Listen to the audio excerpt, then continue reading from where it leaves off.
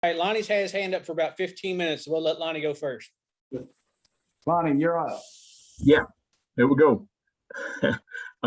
Brad, looks like we got Luke Dodick back, and as you know, as a starting quarterback, and got, from what I can tell, from what I'm gathering, there's a lot of you got some weapons. You know, Marshawn Lord and Kevin Harris and Juju McDowell, just go Josh Van, just go seem like they got quite a few weapons.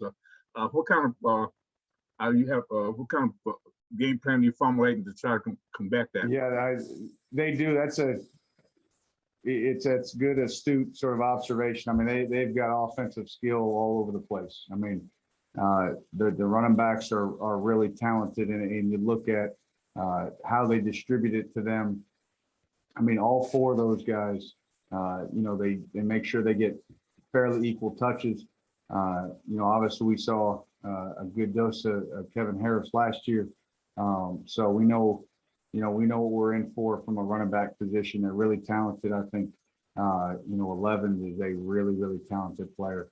You know, we obviously saw Doty, you know, last year as a freshman. You know, he's coming back. He made some really tough throws against Georgia that showed a lot of toughness and grit, you know, standing there in the pocket. Those receivers, obviously everybody saw, you know, the kind of catches they can make there on the outside edge. So they've got a lot of weapons to deal with. So we've got to be mindful, you know, and we understand the challenge that we're up against. But they can run the ball, you know, they can push the ball down the field, and those receivers can go up and get it. Thank you. John Hale. Brad, Mark the other day was talking about it's a situation where with JJ, it's probably less is more sometimes. So you could pick your spots with him. You don't have to overuse him too much. Just how can you see maybe the last 2 weeks that just where he's at in terms of his conditioning or whatever? Maybe was he out there too much, or what's kind of your ideal role for him moving forward? Well, you know, obviously, you know, we're trying to find the sweet spot for him. You know, what's the good rep? I think, you know, every week he gets more and more, you know, into football shape and confident, you know, in what he can do. You know, and there are times that it's not just sort of a singular game. It's sort of the cumulative effect. And obviously, you know, played more in the Missouri game than we anticipated in him playing. And then, you know, with Jordan last week, you know, he had to play a much bigger role. And, you know, so, but it's good. I think it's good for him, you know, to have experienced that, to understand that his knee's good, that he can trust it, and he does. But we have to do a good job of managing and not pushing too hard. And, you know, it's good to have Jordan, you know, and, you know, those other guys got to step up too. But no, I think he's in a good place. He's in a good place mentally. I think he's in a good place physically. So ideally, you know, a few less snaps than he's taken the last couple of weeks. But, you know, if we need to go that route, we'll go that route, you know, depending on, you know, how everything played out. But I think we're in a situation that we can take some off. Adam. Hey, Brad, how do you just feel how Marquan has played here in the first 3 games? I know Missouri and Chattanooga kind of went a little pass heavy on you all. I know he's maybe not, you know, he wants to stop the run first with him, maybe not rush the passer with him. So just how do you feel he's? Yeah, you know, I think he's done decent. I think there's still more that we can get out of him, and I think there's more that he would sort of want out of himself. You know, not necessarily like, I think his effort's been really good. You know, some of his alignments we got to clean up at times, you know, and he knows that. But when he's in there and a team tries to run inside, there has not been much room, you know, where most teams have, you know, had some success, you know, is sort of pushing it away from him. But again, I think he's done a fairly decent job. But his standard and the standard that I've talked about with him is that to be a difference maker, it's not just about doing decent or doing good. We need him to make some plays that can help change the outcome. And you mentioned it, there are some that, there aren't plays to be made. If you're on an edge and they run away from you, it's hard to affect the game. Sometimes if you're in the middle and they run to edges, you don't make as many plays. But hey, listen, if they're going to go to the pass route, all right, just like we challenged Q to be an effector in the pass game last year, he needs to continue to affect the quarterback, and he's done that in some occasions, which is good. But I think there's opportunities out there for him to do more. Josh Moore. Hey, Brad, I have kind of a two-part question. Just in general, do you think it's harder for an offense or a defense to, go into a loud environment, especially for the first time in a year? And how do you expect your guys to respond? I know there's a lot of experience on your side of the ball, a lot of guys who have at least seen this, even if from the sidelines before. How do you think that's going to help you this week? Well, I think it depends on which side you're on. I think it's it can go both ways. Going into an environment, like us going to South Carolina, I think obviously it's harder on an offense just because the communication piece, fans are going to be louder when, your side has the ball. They'll be quieter when their offense has the ball. So we're able to communicate more. When we're at home, we love the enthusiasm and, of the home crowd, which gets you juiced up on defense, but also there can be some communication, that you have to make within a loud environment when you're in a home at defense. I think this week for us, the crowd, it's more of a momentum thing when you're playing on defense on the road, is that you can't let it affect you. You can feel how a crowd is affecting a game, with momentum. And our guys have to be a little bit immune to that, because there's going to be ebbs and flows, good and bad, both offense, defense, special teams, whatever the case may be. And you can't buy into that. Nick. Jaquez wasn't necessarily known as a pass defense kind of guy. He was more of a thump and run stopper at Ole Miss, but he's made quite a few plays, quite a few pass breakups. He had that nice pick. Is this something you anticipated? What did he do to develop that skill? Well, I think some is instinct. Like I think he does some nice instinctual things, both in the run and the pass game. I think, his work with Coach Summerall here has really helped sort of expand, his tool set to where it's, hey, you're not just a box run fitter. Like there are other things in our defense that we require you to do. And he's a learner of the game. Like he studies as much as anybody in the building. He's here all the time. He's watching film by himself. He watches after practice.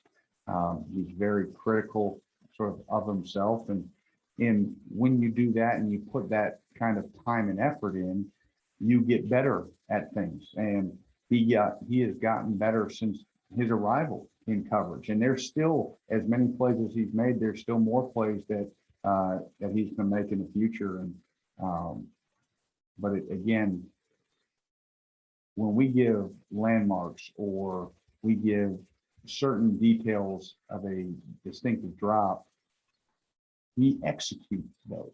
And when you do that, good things happen. And we've been thankful. Obviously, the pick in Missouri was huge. His ability to get back on that pop pass and get a hand on it, that was a huge PBU in the game. So we need him to continue to make those big plays for us. Kent Spencer. Yeah, Brad, a two-parter. The last 2 weeks you guys have played against offenses that the quarterbacks kind of get the ball out of their hands pretty fast. Do you have to kind of keep encouraging your defensive front? Because obviously for those guys, that can be pretty frustrating. And what do you see out of South Carolina? Is this an offense that allows those guys to be able to get home? Well, so I'll start with the first one. Yes, you do have to continue to boost their confidence and encourage them to keep working. We talk in our building, every position has things that are difficult, but one of the toughest things to do is the pass rush. Because if you're having a phenomenal day and they pass the ball 40 times and you have 4 sacks, that means you have 1 sack every 10 throws, which means, and you're not getting all 4 of them. You know, that's around the whole group. So I may rush 10 times to maybe touch the quarterback once, or maybe touch him twice. You know, I think everybody sort of makes the point that, you know, we didn't sack the QB. I think we had 9 QB hits, you know, which is one of the larger numbers that we've had, you know, over the last couple of years. But yeah, so don't get frustrated. It's about affecting the quarterback. And, but hey, in this day and age, everybody understands that's something we have to temper with our guys to say, it's not just about sacks. It's about affecting the quarterback, doing your job, running, getting out of the stack when the ball is thrown. And it is really hard because it is mentally taxing. If I told anybody on this call that, hey, you're going to take a test and you're only going to get 1 correct and 9 incorrect, you'd feel really poor about yourself. So,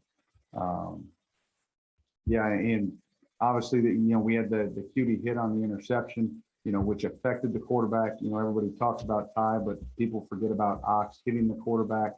So, and then I'm sorry, the second part of the question, what South Carolina does, they're going to have opportunity. They're going to push the ball down the field, but just like, the last 2 opponents, obviously, I think, you can anticipate the ball coming out quick as well. And so we got to do a good job. We got to pin ball carriers to the ground. We got to continue to tackle. I think we need to tackle better. But when they go to take some of their deeper shots, our guys have to convert and they got to win. John Clay. Yeah, Brad, my question was about Ox. How do you feel like he's coming along? And what do you want to see right now in his development? Consistency. There are flash plays with Ox. There are things that he does really well, that you get excited about. He does a nice job effort-wise. He strains on every play. But he needs to continue just to be consistent on a down and basis to be, that stout boundary tackle. And when he has the opportunity to win one-on-ones, he's won a few, but that position is so critical to this defense. You think about when Calvin was second in the SEC from that boundary tackle, you get a lot of one-on-one opportunities. And when you win those into the boundary, we're really successful as a defense. So he needs to continue to grow in that area. But he's putting in the effort. He's working. So, I would probably sound like a broken record, but no matter what the stats say, no matter what the scoreboard says, the thing that I'm most proud about this defense is they're a bunch of workers. And they come in every day and they grind and they work. And, as a coaching staff, we got to make sure we do a good job of putting them in the position because it is not for a lack of effort. Last 2, Jeff Drummond, then John Wong. Go ahead, Jeff. Hey, Brad, and looking at the stats, it seems like South Carolina has been pretty good on 3rd down. What do you see there, and what are you guys doing as far as trying to continue to get better in those situations? Yeah, they've got a lot of playmakers they can get the ball to. They do a nice job making good decisions at the quarterback position, and that's such a crucial aspect of it is, the quarterback understanding, where to go with the football. And then, guys have to win their one-on-one battles. For us, that's what it comes down to. It comes down to 1, executing the defense calls, and 2, winning our one-on-one battles. we've done that, but not nearly consistently enough. And then on third down, you know, we sort of ebbed and flowed in that Chattanooga game. You know, we were, we won all our third downs in the second quarter. I think it was maybe 2 of 7. They were only 2 of 7 maybe in the first half, but the second half it was poor. I think they may have been 5 of 8 or so in the second half. And we've got to be better, you know, in those crucial situations on third down. I think we had maybe 2 of them there in the fourth quarter. And then the 2 they had in the first half that they converted were both on the first drive, a 3rd and 2 that got out on us. That was a bad play call on my part. I tried to get a little too cute. And then, the screen there in the red zone, you know, we just got to, when you play man coverage, you got to pin that guy to the ground. So, again, some of it's play call, some of it's execution. We just have to continue to clean it up. And John Wall. Hey, Brad, I'll finish up with a 5-parter. No, I'm just kidding. That one part. You talked this year so much about both sides of the ball complementing each other. The offense complements the defense. The game is so much easier for the offense if you generate takeaways, if your guys generate takeaways. So I didn't know if there was any extra emphasis this week. You only have 2 for the year. Was there any extra additional intentional emphasis this week on being able to generate those turnovers? Yeah, it's one of those things that, yes, I mean, we emphasize that all the time. That is a huge talking point every week, from spring ball to fall camp and it's not as if the guys are saying, I don't want to catch the interception or I don't want to strip the ball out. It's that fine line. There were some missed tackles that happened. The third quarter, on the first drive of the third quarter, I can just see it in my head, is we have guys going in, the ball carriers kind of standing up and they're ripping at the football because they're there's an emphasis on, hey, let's attack the football, attack it. Well, what we don't do is we didn't pin him to the ground. And when we ripped at it, then he spun away and then he got an extra, 7 yards. And so there's that fine line that you have is, hey, how much do you attack the football? Same thing on interceptions. You can go and you can dive and you can try to make the pick, but we've all seen it. The guys that miss, then it's caught and it's a big play. So, yes, there is a huge emphasis. We want to try to give the offense short fields, but you have to do it within the scheme work. And when the play's there to be made, we need to make it. Ty made it in that last game. He made it in the Missouri game. They gave us the PI. We did not make it in the Missouri game down on the goal line. Those are huge opportunities that we got to take advantage of. Again, we only had 1 in the Missouri game. Could have been upwards of 4. We had, the 2 interception opportunities, and another one when JJ ripped the ball out on the screen and we couldn't get on it. But I wish we could call a play that was a turnover play, but sometimes they just got to happen. All right, Coach, thank you very much for your time. We appreciate it.